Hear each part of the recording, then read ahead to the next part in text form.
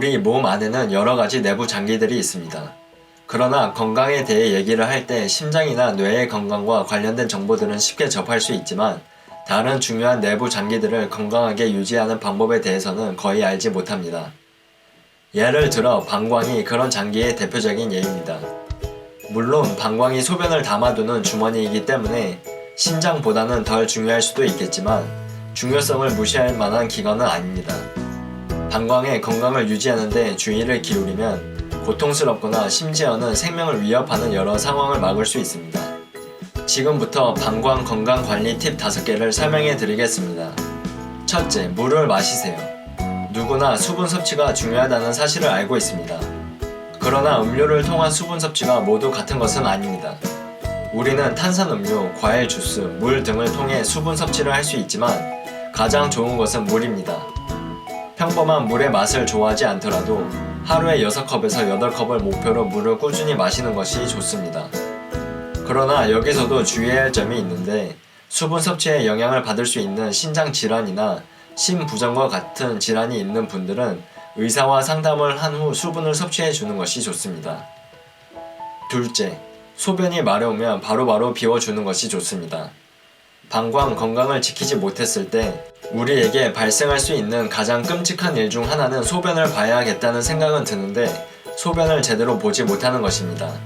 사실 소변을 방광에 너무 오랫동안 방치하면 방광의 근육이 약화되어 소변을 제대로 보지 못하게 됩니다. 문제는 우리 몸에서 너무 오래 머무르는 모든 종류의 액체는 감염될 위험이 높습니다. 실제로 소변을 제대로 보지 못하는 분들의 경우 요로 감염이 쉽게 발생할 수 있습니다. 따라서 화장실에 가야 한다고 느낄 때 가장 가까운 화장실로 가는 것이 매우 중요합니다.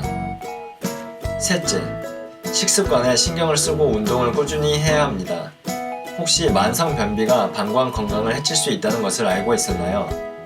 변비와 방광이 도대체 무슨 상관이 있냐고 의아해 할 수도 있지만 대변을 근육으로 밀어내는 모든 과정들이 방광에 많은 스트레스와 긴장을 가합니다. 이 과정을 통해 방광은 약화될 수 있습니다.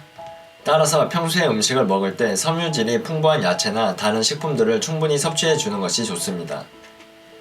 넷째, 케겔 운동을 해주세요.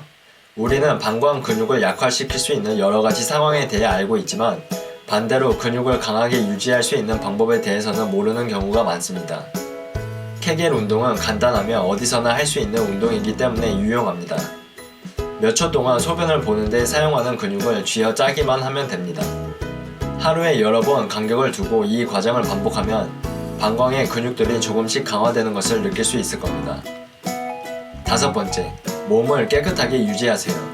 특히 여성의 경우 질 주위를 청결하고 건조하게 유지하면 원치 않는 박테리아가 요로나 방광으로 들어가는 것을 방지할 수 있습니다. 땀을 흘리는 운동을 한 후 속옷을 건조하게 유지시켜주는 노력이 필요하며 그것이 불가능한 경우 가능한 한 느슨한 의류를 착용해 주는 것이 좋습니다. 또한 성관계를 한 후 가능하면 소변을 보는 것이 좋은데 이것은 요로로 들어간 박테리아를 배출하는 데에 도움이 될 수 있기 때문입니다. 40세 미만인 경우 방광 건강이 중요하다는 사실을 잘 느끼지 못하는 경우가 대부분일 것입니다. 그러나 나이가 들면서 방광이 약해지고 이런 변화로 인해 불편감을 주는 상황들이 한두 가지 늘어나다 보면 방광이 왜 중요한지 알게 될 것입니다. 도움이 되셨다면 구독과 좋아요 눌러주세요. 다음에도 도움이 되는 영상을 만들겠습니다.